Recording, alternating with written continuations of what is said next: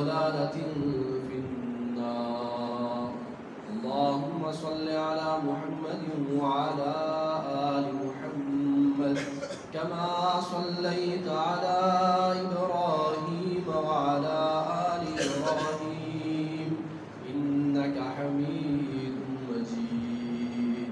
اللهم بارك على محمد وعلى آل محمد كما باركت على إبراهيم وعلى آل إبراهيم إنك حميد مجيد. أعوذ بالله السميع العليم من الشيطان الرجيم من همزه ونفخه ونفثه. يا أيها الناس كلوا مما في الأرض حلالا طيبا ولا تتبعوا خطوات الشيطان إنه لكم عدو مبين. إنما يأمركم بالسوء والفحشاء وأن تقولوا على الله ما لا تعلمون. وقال النبي صلى الله عليه وسلم لسعد بن أبي وقاص رضي الله تعالى عنه: يا سعد أطب مطعمك تكن مستجاب الدعوة، أو كما قال صلى الله عليه وآله وسلم.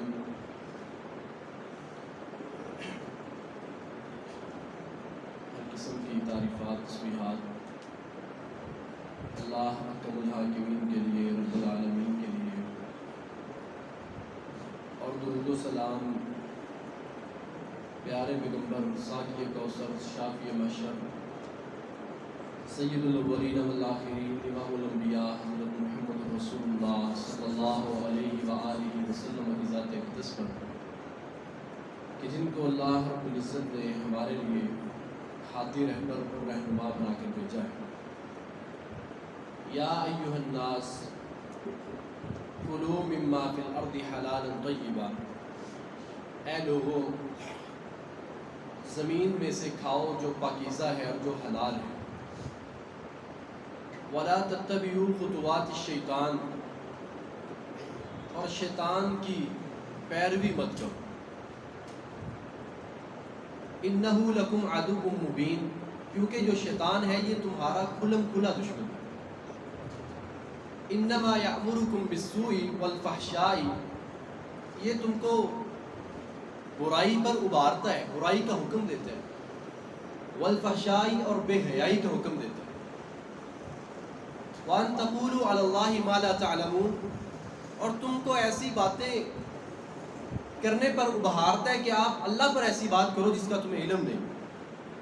عزیز بھائیو، اللہ رب العالمین نے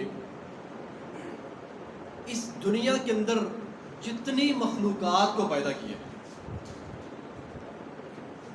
اس دنیا کے اندر اللہ تعالیٰ نے جتنی نعمتوں کو پیدا کیا ہے، جن کے اندر زمین و آسمان بھی ہے، سورج چاند ستارے بھی ہیں، سب کچھ ہے، یہ سارے کا سارا اللہ تعالیٰ نے پیدا کیا ہے تو صرف اور صرف جن و انس کے لیے.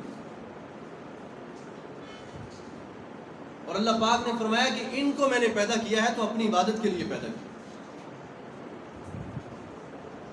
میرے عزیز بھائیو، پہلی بات تو یہ ہے کہ ہماری جو اکثریت ہے وہ جس طرح اللہ کی عبادت کرنی چاہیے وہ اس طرح عبادت کرتی نہیں. اور اگر کوئی اللہ کی عبادت کرتا بھی ہے تو اس چیز کا خیال نہیں رکھا جاتا جو انسان کی ہر طرح کی عبادت کو ختم کر دیتی ہے، ہر طرح کی عبادت کو ضائع کر دیتی ہے، رائگاں کر دیتی ہے. میرے عزیز بھائیوں، کون سی ایسی چیز ہے انسان کا ہر عمل، نماز ہو، روزہ ہو، حج ہو، زکوٰۃ ہو، جہاد ہو، جو مرضی ہو، ماں باپ کی اطاعت ہو، فرما برداری ہو، اچھا بولنا ہو، اچھا کھانا ہو، پاکیزہ پہننا ہو، جو مرضی نیک عمل ہو اس کو تباہ کر دیتا ہے، برباد کر دیتا ہے، رائگاں کر دیتا ہے، سرے سے فائدہ ہی نہیں. میرے عزیز بھائیو، کیا ہے جس کا اللہ پاک نے جس کا حکم دیا، یا ایھا الناس کلوا مما فی الارض حلالا طیبا، اے لوگو زمین میں سے جو کھانا ہے، جو پینا ہے وہ حلال بھی ہو اور طیب بھی ہو، پاک بھی ہو۔ حلال کپڑا حلال ہے، بنفس ہی یہ چیز حلال ہے، حلال ہونے کے ساتھ یہ اس کا پاک ہونا بھی ضروری ہے۔ آپ کی جو ذریعہ آمدن ہے، جو کمائی کا ذریعہ ہے، جو حاصل کرنے کا ذریعہ ہے، وہ بھی پاک ہونا چاہیے، کسی کا حق کھا کے نہیں۔ نبی صلی اللہ علیہ وآلہ وسلم نے فرمایا کہ جب فتنوں کا عروج ہوگا، فرمایا قیامت قریب ہوگی، لوگ حلال حرام کی تمیز کو چھوڑ دیں، جیسا کہ آج کل حالات ہمارے سامنے ہیں۔ بھائی جھوٹ نہ بولے تو کاروبار چلتا نہیں ہے، ایسے نہ کرے تو یہ چیز بکتی نہیں ہے، دھوکہ دہی سے کام نہ لے تو کام چلتا ہی نہیں ہے۔ فرمایا لوگ حلال حرام کی تمیز چھوڑ دیں۔ اور وجہ میرے دین بھائیوں کیا ہے؟ فرمایا کلوا مما فی الارض حلالا طیبا، حلال کھاؤ، پاکیزہ کھاؤ۔ اگر ایسے نہیں کرو گے، ولا تتبعوا خطوات الشیطان، شیطان قدم اٹھائے گا، اس کے اٹھانے کی جگہ پر، قدم اٹھانے کی جگہ پر تمہارا قدم آئے گا۔ آج کل دیکھیں لوگ اپنے بچوں کو پال رہے ہیں، جو بندہ حرام کماتا ہے اور اپنے بچوں کو کھلاتا ہے، حرام سے ان کے پیٹ بھرتا ہے، سچی بات ہے اپنے بچوں کی تربیت نہیں کر رہا، ان کو پال نہیں رہا، اپنے دشمن پال رہا ہے۔ اللہ پاک نے فرمایا ہے پہلی بات تو یہ ہے شیطان کی پوجا ہو رہی ہے، شیطان کے قدم وہ اٹھاتا ہے، یہ قدم پیچھے رکھ رہے ہیں۔ اور کہا انما یامرکم بالسوء، حرام کھاؤ گے برائی کی طرف جاؤ گے، حرام کھاؤ گے بے حیائی کی طرف جاؤ گے، حرام کھاؤ گے ملحد ہونے کا ڈر ہے۔ یہ قرآن مجید کی آیات ہے، اگر بندہ حرام کھائے گا ملحد ہونے کا ڈر ہے۔ ملحد کون ہے؟ اللہ کا انکار کرنے والے۔ کون ہے ملحد؟ آج کل دیکھا نہیں جو حرام کھاتا ہے اس کا توکل ویسے ہی ختم ہو جاتا ہے۔ علی رضی اللہ تعالیٰ عنہ اپنی سواری کے پاس ایک شخص کو کھڑا کرتے ہیں کہ اس کا ذرا تم دھیان رکھنا، میں آ رہا ہوں۔ انہوں نے آنے میں ذرا دیر لگا دی، آتے ہوئے سوچ رہے ہیں کہ میں نے دیر لگا دی ہے، اس کو میں نے کہا تھا کہ سواری کا خیال رکھنا، مجھ سے دیر ہو گئی۔ آتے ہوئے سوچ رہے ہیں کہ یہ جو سواری کی جو زین ہے نا، گھوڑے کی جو زین ہے، اب اس شخص کو دے دوں گا، اجرت کے طور پر دے دوں گا، کب سے وہ وہاں پہ کھڑا ہوگا۔ واپس آئے دیکھا تو سواری کی وہ زین لے کر وہ بندہ بھاگ چکا ہے، سواری کی زین لے کر وہ بندہ ہی بھاگ گیا۔ علی رضی اللہ عنہ کہتے ہیں میں نے اس کو حلال طریقے سے دینا چاہا تھا مگر اس نے حرام طریقے سے کما لیا۔ عزیز بھائیوں، زیادہ ہاتھ ڈالنے سے مقدر سے بڑھ کر تو آپ لے ہی نہیں سکتے۔ ہر نماز کے بعد نبی علیہ السلام نے دعا سکھلائی ہے، پڑھیں اللہم لا مانع لما اعطیت ولا معطی لما منعت۔ یا اللہ جو تو نے عطا کرنا ہے اسے کوئی روک ہی نہیں سکتا، جس کو تو نے روکنا ہے اسے کوئی عطا ہی نہیں کر سکتا۔ ہمارا عقیدہ، ہمارا توکل کدھر چلا جاتا ہے؟ میرے عزیز بھائیو، یہ ایسی بات ہے انسان کی کوئی دعا قبول نہیں ہوتی، کوئی ایک دعا بھی قبول نہیں ہوتی۔ جو بندہ حلال حرام میں تمیز نہیں کر سکتا اس کی ایک دعا بھی قبول نہیں ہوتی۔ سعد بن ابی وقاص رضی اللہ تعالیٰ عنہ کہتے ہیں میں نے نبی علیہ السلام سے گزارش کی کہ اے اللہ کے نبی کوئی ایسی بات بتلائیں، ایسا طریقہ بتلائیں کہ میں ان یجعلنی اللہ مستجاب الدعوہ، میں ہاتھ اٹھاؤں تو اللہ میری دعا کو قبول کر لے۔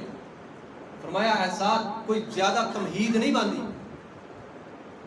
لمبا چوڑا درس نہیں دیا، صرف ایک بات کی ہے، فرمایا اطیب مطعمک، اپنے کھانے کو پاکیزہ کرو، اپنے کھانے کو حلال کرو، تکن مستجاب الدعوات، جو بھی دعا مانگو گے اللہ قبول کرے گا۔ میرے عزیز بھائیو، یہ جو حلال ہے اس کا اولاد پر اثر پڑتا ہے، یہ جو حرام ہے اس کا دگنا اثر پڑتا ہے۔ اہل و عیال کے اوپر حرام کا انسان سوچ نہیں سکتا کتنا برا اثر پڑتا ہے۔ احمد بن حفص رحمۃ اللہ علیہ کہتے ہیں کہ مجھے پتا چلا کہ جو امام بخاری کے والد ہیں وہ بستر مرض پر ہیں، کہ ان کا ایسے لگ رہا ہے جیسے آخری ٹائم آیا۔ کہتے ہیں کہ میں گیا کہ تاکہ ان کی عیادت کروں، ان کی تیمارداری کے لیے۔ کہتے ہیں کہ میں چلا گیا، اور یہ سلف صالحین کی عادت ہوا کرتی تھی، ہماری تو آتے ہیں نا جتنی کھانے پینے کی دعوتیں ساری اٹینڈ کی جاتی ہیں، جو گپے ہانکنے کا وقت ہوتا ہے دوستوں یاروں کے ساتھ، ساری اس طرح کی مجلسیں، سلف صالحین جب کوئی بیمار ہوتا تھا اس کی عیادت کے لیے جاتے، جب کوئی موت کے قریب ہوتا تھا اس کے پاس جاتے، کس لیے؟ تاکہ جا کر اس سے پوچھے تم پر کیا گزر رہی، اور اس سے یا تو دعا کروا لیں یا اس سے کوئی بات پوچھ لیں، اور غور کیا کرتے تھے کہ اس کی موت کس طرح سے واقع ہوئی ہے، اور پھر اس کی زندگی کو دیکھا کرتے تھے یہ کیا کرتا تھا، نیک ہے تو پھر بھی، بد ہے تو پھر بھی۔ احمد بن حفص کہتے ہیں کہ مجھے پتا چلا کہ امام بخاری کے والد جو ہے وہ بستر مرض پر ہے۔ کہتے ہیں کہ میں گیا میرے ذہن میں یہ سوال آیا کہ ان سے کوئی دعا کرواتا ہوں جا کے اور کوئی بات ان سے کر دوں. کہتے ہیں کہ میں ان کے پاس گیا تو میں نے ان کے پاس سرانے کے قریب بیٹھا ہوا تھا. کہتے ہیں مجھے کہنے لگے، امام بخاری رحمہ اللہ کے والد کہنے لگے کہ میری جتنی بھی زندگی ہے، میں نے آج تک جو کمایا ہے اور جو اپنی اولاد کو کھلایا ہے، جو میں نے کمایا ہے اور جو اپنی اولاد کو کھلایا ہے اور جو میں پیچھے چھوڑ کر جا رہا ہوں، کہا مجھے ایک درہم کے بارے میں حرام ہونا تو دور کی بات ہے، مجھے شک بھی نہیں ہے کہ یہ حرام کہ یہ حلال ہے. مجھے یہ چیز شک میں بھی نہیں ڈال سکتی. میرا جتنا مال ہے پاکیزہ مال، حلال کا مال. نتیجہ دیکھے بیٹا امام بخاری بنا ہے، جنہوں نے کتاب لکھی ہے اصح الکتب بعد کتاب اللہ تعالی تحت عدیم السماء صحیح البخاری. آسمان کی چھت تلے اگر کوئی سب سے زیادہ معتبر ترین حدیث کی کتاب ہے تو وہ امام ابو عبداللہ محمد بن اسماعیل بخاری کی صحیح بخاری ہے. میرے عزیز بھائیو، یہ جو حرام ہے یہ انسان کے، نبی صلی اللہ علیہ وسلم فرماتے ہیں ان اللہ طیب لا یقبل الا طیبا. اللہ کی جو ذات مبارک ہے، جو ہستی مبارک ہے، وہ بڑی پاکیزہ ہے، بڑی پاکیزہ ہے. لا یقبل الا طیبا، جس کے اندر تھوڑی سی ملاوٹ حرام کیا جاتی ہے، شبہ آ جاتے ہیں، اللہ اس چیز کو قبول ہی نہیں کرتا. کبھی اس بات کو سوچا کریں کہ نبی علیہ السلام نے فرمایا جو امانت دار تاجر ہے یہ کل قیامت کے دن انبیاء کے ساتھ اٹھایا جائے. انبیاء کا ساتھ مل جانا کوئی چھوٹی بات ہے؟ یہاں پر تو ہر بندہ دوسرے کا گلا کاٹنے پہ لگا ہوا ہے، اس کی جڑیں کھوکھلی کرنے پہ لگا ہوا ہے. یہ مر جائے مجھے پیدا مل جائے. نبی صلی اللہ علیہ وسلم فرماتے ہیں کہ دنیا کے اندر سب سے زیادہ بدترین لوگ کون ہیں؟ فرمایا 4 خصلتیں ہیں، ان میں سے ایک یہ ہے کہ روپیہ پیسہ جس کا دین ہو جائے. روپے پیسے کے لیے جیتا ہے، روپے پیسے کے لیے اٹھتا ہے، روپے پیسے کے لیے محنت کرتا ہے، سارا وقت اسی پہ لگا دیا. روپیہ پیسہ دین ہو گیا، پیسہ دیکھا تو ایمان بیچ دیا.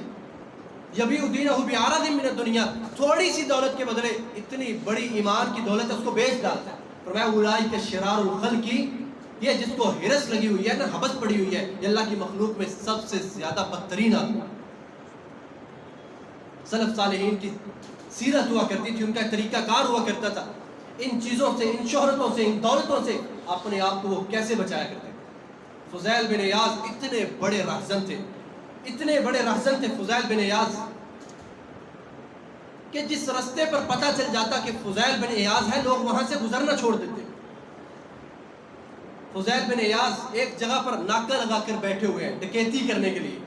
وہاں سے ایک قافلہ گزرا ہے، ان میں ایک نوجوان حافظ قرآن تھا، وہ قرآن مجید کی تلاوت کر رہا ہے. اس نے کہا الم یعن للذین آمنوا ان تخشع قلوبهم لذکر اللہ، کیا اب وقت نہیں آیا ان لوگوں کے لیے، الم یعن للذین آمنوا ان تخشع قلوبهم لذکر اللہ، کہ جن میں تھوڑا سا بھی ایمان ہے ان کے دل اللہ کے ذکر سے ڈر جائیں، خوف سے کانپ جائیں ان کے دل. فضیل بن عیاض ایک قرآن مجید کی آیت سنتے بے ہوش ہو جاتے، اور جب ہوش آتی ہے اپنے ساتھیوں سے کہتے ہیں کہ بھائی میں نے تو آج کے بعد پکی سچی توبہ کر لی ہے، آپ بھی توبہ کرو. انہوں نے کہا تم نے کر لی ہے تو ہم نے بھی کر لی ہے. آگے مزے کی بات دیکھیں کہ ایک ایک دروازے پر گئے ہیں فضیل بن عیاض جن کو جانتے تھے، ایک ایک دروازے پر جا کر دستک دی کہ تمہارا میں نے لوٹا تھا، یہ اپنا واپس لے لو اور کچھ مہلت دے دو. جس کا دے نہیں سکے اس سے مہلت مانگ رہے. میرے عزیز بھائیو، دین کا کام ایسے نہیں ہو جاتا، یاد رکھیے گا. اللہ پاک نے اپنے بندوں کو چننا ہوتا ہے. یہ دین کا کام آگے پھیلانے کے لیے اللہ تعالیٰ بندوں کو چنتے ہیں. فضیل بن عیاض ایک ایک دروازے پر دستک دے رہے ہیں. پھر ایک وقت آتا ہے بیت اللہ میں جا کر سچی پکی توبہ کی ہے، وہیں پر عبادت شروع کر دی ہے، علم کو سیکھنا شروع کر دی ہے. ایک وقت آیا کہ وقت کا خلیفہ ہارون الرشید وہ خلیفہ ہے کہ اس کے بارے میں آتا ہے کہ چلتے ہوئے بادل کو کہا کرتا تھا کہاں جا کر برسے گا، جہاں بھی برسے گا تیرے پانی سے جو اگنے والا اناج ہے وہ میرے دربار میں ہی ہے.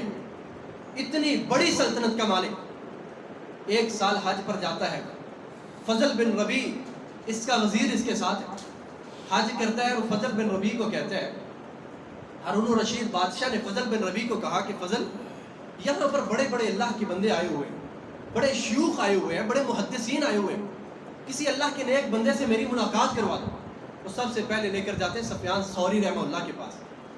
سفیان ثوری رحمہ اللہ کے پاس گئے وقت کا بادشاہ ساتھ ہے، کرندے ساتھ ہیں، جا کر ملاقات کرتے ہیں، بڑے خوش ہوتے ہیں۔ تو ہارون الرشید سفیان ثوری رحمہ اللہ سے مل کر بڑا مطمئن ہوا اور کہتا ہے، جاتے ہوئے کہتا ہے کہ کوئی ہمارے لائق کام ہو، کوئی ہمارے لائق خدمت ہو۔ انہوں نے کہا کوئی نہیں۔ کہتا ہے پھر بھی کوئی ہمارے لائق ہو۔ انہوں نے کہا ایک خدمت کر دینا، وہ یہ ہے کہ میرے اوپر قرض ہے، تم اس کو جھکا دینا۔ اس نے کہا ٹھیک ہے، میں جھکا دیتا ہوں۔ وہاں سے رخصت ہوتے ہیں، باہر نکلتے ہیں۔ اپنے وزیر کو فضل کو ہارون الرشید کہتا ہے کہ یار کسی اور بندے سے ملاؤ۔ اس نے اور سے ملایا، کہتا ہے میں مطمئن نہیں ہوا، کسی اور سے ملاؤ۔ اس نے اور سے ملایا، کرتے کراتے کہتا ہے جس کو میں ملنا چاہتا ہوں مجھے اس سے ملاؤ تو۔ کرتے کرتے وہ فضیل بن ایاز کے گھر تشریف لاتے ہیں، دروازے پہ دستک دیتے ہیں۔ کہتے ہیں کہ گھر پر آئے، دیکھا تو ایک اندر چھوٹا سا دیا جل رہا ہے، چراغ روشن ہے۔ دروازے پر دستک دیا، پوچھا کون؟ کہا وقت کا خلیفہ ہارون الرشید ہے۔ کہتے ہیں انہوں نے سب سے پہلے چراغ بند کر دیا۔ سوچے تو صحیح، ہم جیسا ہوتا تو کیا کرتا؟ سب سے پہلے چراغ بند کر دیا، دروازہ کھول دیا، آپ اندر چلے گئے۔ وقت کا بادشاہ اندر جاتا ہے، جا کر آواز دی ہے، اندھیرے آواز دی ہے، کہا کہ فضیل کدھر ہے؟ فضیل آگے آئے ہیں، ہاتھ ساتھ ملایا ہے۔ جب سلام کیا ہے تو فضیل پہلی بات کرتے ہیں، کہتے ہیں کہ اے ہارون الرشید تیرے ہاتھ بڑے نرم و نازک اور ملائم ہیں، ان کو جہنم کی آگ سے بچا کر رکھنا، ان کو جہنم کی آگ سے بچا کے رکھنا، کیونکہ جس مسند پر تم ہو اس پر فرعون بھی تھا، نمرود بھی تھا، انہوں نے اپنے لیے جہنم کو واجب کر لیا، اور اس مسند کے اوپر ابو بکر بھی آئے، عمر بھی آئے رضی اللہ عنہما، اللہ نے ان کو جنتی بزرگوں کا سردار بنا دیا، اپنے آپ کو تم بھی بچا کے رکھنا۔ باتیں ہوتی رہی۔ فضیل بن ایاز سے ہارون الرشید کہنے لگے کہ ہمارے لائق کوئی حکم ہو، کوئی آرڈر ہو، ہمیں بتائیں، ہمارے لائق کوئی خدمت ہو۔ انہوں نے کہا کوئی خدمت نہیں۔ اصرار کیا، بادشاہ نے کہا کوئی ہمارے لائق ہو بتائیں۔ کہا صرف ایک خدمت ہے، کر سکتے ہو؟ کہا بتائیں کون سی خدمت ہے؟ کہا صرف ایک خدمت کر دینا کہ آج کے بعد میرے دروازے پر نہ آنا، آج کے بعد میرے دروازے پر نہ آنا۔ یہ گھڑیاں تو میں نے اپنے رب کے لیے رکھی ہوئی ہیں، میرے دروازے پر نہ آنا۔ امام احمد بن حنبل رحمہ اللہ نے بھی یہی کام کیا۔ پتہ چلا کہ بیٹا حکومت کے ساتھ مل گیا ہے، عہدہ اختیار کر لیا ہے۔ امام احمد کو پیشکش کی گئی آپ آ جائیں، عہدہ اختیار کریں حکومت کے اندر۔ کہا نہیں میں نہیں کرتا، بیٹے نے کر لیا۔ بیٹا صبح کو اپنی نوکری پر گیا ہوا ہے، امام صاحب نے گھر کے اندر دیوار کھڑی کر دی ہے۔ بیٹا ابا جان یہ کیا کر دیا ہے؟ کہا تیرے گھر میں حلال بھی آئے گا، حرام بھی آئے گا، مجھے ڈر لگتا ہے کہیں میرے گھر میں حرام نہ آ جائے۔ تو میرے عزیز بھائیو، اپنا جو رزق ہے اس کو پاک کریں، اس کو صاف کریں۔ یہ رمضان المبارک کا مہینہ آ رہا ہے، نبی صلی اللہ علیہ وآلہ وسلم نے فرمایا ایک بندہ اتنا لمبا سفر کرتا ہے، آپ اللہ کے کسی ایک گھر کی بھی مثال دے سکتے تھے، نبی علیہ السلام کسی ایک اللہ کے گھر کی مثال دے سکتے، مگر آپ نے بیت اللہ کی مثال دی ہے جو روئے زمین پر اللہ کا سب سے پہلا گھر ہے۔ کہا ایک بندہ اتنی دور دراز سے سفر کر کے آتا ہے، اللہ کے گھر بیت اللہ میں آتا ہے، مسجد حرام میں آتا ہے، اور آ کر بیت اللہ کے غلاف کو پکڑ لیتا ہے، تھام لیتا ہے، چمٹ جاتا ہے، اور یمد یدیہ للسماء، اور آسمان کی طرف ہاتھ پھیلاتا ہے اور دعا کرتا ہے، اللہ سے مانگتا ہے۔ فرمایا انا یستجاب لہ، اللہ اس کی پکار کو کیسے سنے؟ اللہ اس کی پکار کو کیسے سنے؟ مطعمہ حرام، مشربہ حرام، ملبسہ حرام، وغذی بالحرام، لباس حرام کا ہے، کھانا حرام کا ہے، پینا حرام کا ہے، وغذی بالحرام، حرام کی غذا کھاتا رہے، انا یستجاب لہ، اس کا جواب کیسے دیا جائے؟ میرے عزیز بھائیو، رمضان المبارک کا مہینہ آ رہا ہے، جو تیاری